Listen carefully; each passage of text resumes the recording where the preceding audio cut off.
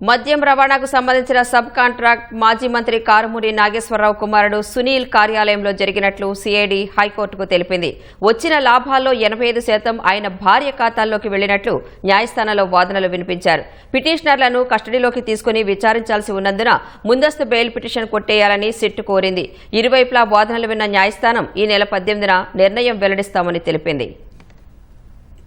YCP హయాంలో మద్యం రవాణాకు సంబంధించిన సబ్ కాంట్రాక్టు మాజీ మంత్రి వైసీపీ నేత కారుమూరి నాగేశ్వరరావు తనయుడు సునీల్కు చెందిన కార్యాలయంలోనే జరిగిందని సిఐడి తరపు న్యాయవాది హైకోర్టుకు తెలిపారు. సబ్ కాంట్రాక్టు ద్వారా వచ్చిన లాభాల్లో 85% సొమ్ము సునీల్ ఆయన సతీమణి ఖాతాలకు చేరాయని సీనియర్ న్యాయవాది సిద్ధార్థ అగర్వాల్ న్యాయస్థానానికి తెలిపారు. సునీల్ భార్య కీర్తి బ్యాంకు ఖాతాలో 9.4 కోట్లు జమైనట్లు గుర్తించామన్నారు. మద్యం రవాణాలో దోపిడీపై ఫిబ్రవరిలో సిఐడి దాఖలు చేసిన కేసులో మాజీ మంత్రి కారుమూరి నాగేశ్వరరావు, ఆయన కుమారుడు సునీల్, కోడలు వల్లూరి కీర్తిని కస్టడీలోకి తీసుకుని విచారించాల్సి ఉందని, వారి ముందస్తు బెయిల్ పిటిషన్లను కొట్టేయాలని కోరారు. శుక్రవారం విచారణలో వాదనలు ముగియడంతో తీర్పు రిజర్వ్ అయింది.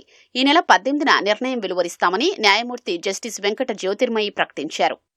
మరోవైపు రాజకీయ కారణాలతోనే కేసు వేశారంటూ పిటిషన్ల తరపు సీనియర్ న్యాయవాది పొన్నబోలు సుధాకర్ రెడ్డి వాదనలు వినిపించారు. గత ప్రభుత్వ హయాంలో మద్యం దుకాణాల్ని ప్రభుత్వమే నిర్వహించిందని, మద్యం కేసుల్ని డిపోల నుంచి ప్రభుత్వ దుకాణాలకు రవాణా చేసే ఒప్పందాన్ని ఢిల్లీకి చెందిన సిగ్మా సంస్థ పొందినట్లు తెలిపారు. ఈ సంస్థ రాష్ట్రంలోని పలు సంస్థలకు సబ్ కాంట్రాక్టు ఇచ్చిందని, ఆ క్రమంలో శ్రీ సుదర్శన సంస్థకు పిటిషనర్లు వాహనాల్ని సరఫరా చేసే ఒప్పందం చేసుకున్నారని వెల్లడించారు. ప్రధాన ఒప్పందం సంస్థ సిగ్మా సబ్ కాంట్రాక్టు తీసుకున్న సంస్థల్ని ఈ కేసులో నిందితులుగా చేర్చలేదని, కేవలం రాజకీయ కారణాలతో నిందితులుగా చేర్చారని వాదించారు. పిటిషనర్లపై ఐపీసీ, బిఎన్ఎస్ సెక్షన్ల కింద కేసు నమోదు చేయడం చెల్లదని, అందుకే ముందస్తు బెయిల్ మంజూరు చేయాలని న్యాయస్థానాన్ని కోరారు.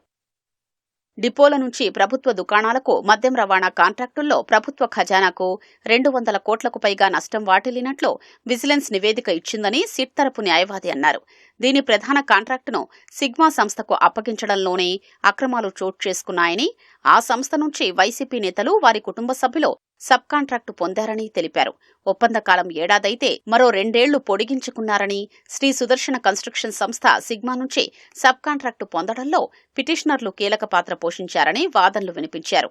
ఇప్పటికే నకిలీ ఒప్పంద పత్రాలు సృష్టించారని, వాటిని సృష్టించిన నెట్ సెంటర్ల నుంచి హార్డ్ డిస్క్లు స్వాధీనం చేసుకుని ఫోరెన్సిక్ పరీక్షకు పంపినట్లు చెప్పారు.